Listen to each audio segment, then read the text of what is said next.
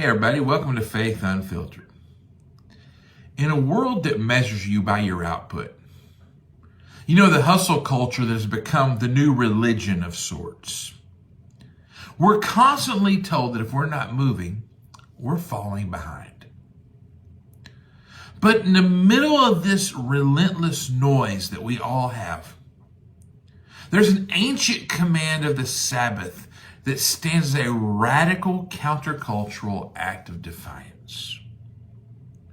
See, the origin of the Sabbath isn't found in a list of rules like we think it might be, but in the rhythm of creation. In Genesis 2:3, we see that God, the creator of the universe, rested on the seventh day. Now, the Hebrew word for rest is Shabbat, which literally means to cease or to stop. See, God didn't stop because he was exhausted, my friends. He stopped to savor what he had made. See, when we ignore the Sabbath, we aren't just working hard. We're functionally saying that the world will fall apart if we're not the ones holding it together.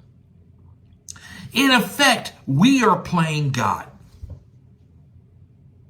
So why did God command the Sabbath? See, the Sabbath, my friends, is a gift, not a burden. It serves two primary purposes, though. The first is trust.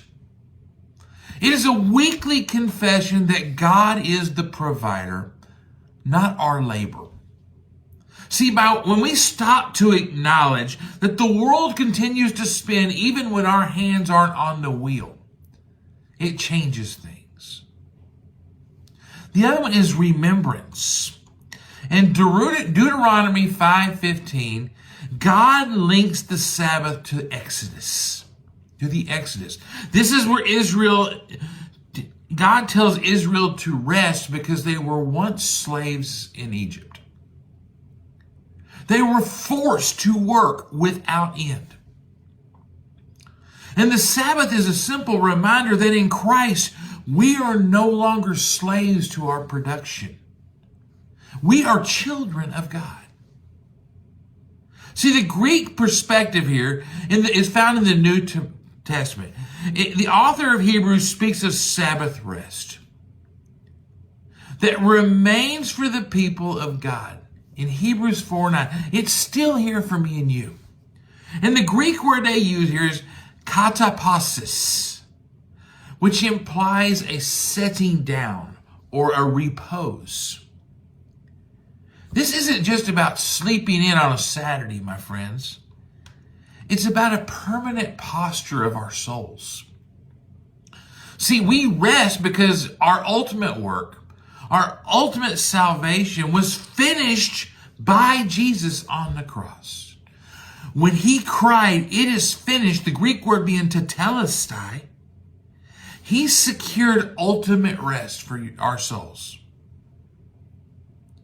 Our work now flows from that rest, not for that rest. So how do we practice this in our world? First, I suggest you create a tech-free boundary. And this is hard for me too, who's a big techie. See, our phones are our ultimate tools of hustle. For 24 hours, though, try to disconnect. Disconnect from the digital feedback loop. The thing that constantly tells you that you're behind.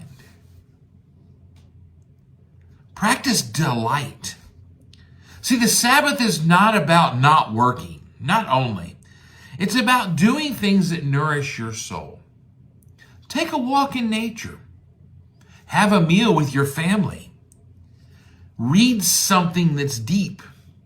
Worship. See, I want you to think of your life like this high-performance battery. If you never take the battery off the charger, you don't actually use the power. You degrade the body's capability to charge, but you don't ever use the power that's available to you. See, the Sabbath is simply unplugging that preserves your capacity to love and serve well. My friends, resting is not a sign of weakness. It's a sign of faith.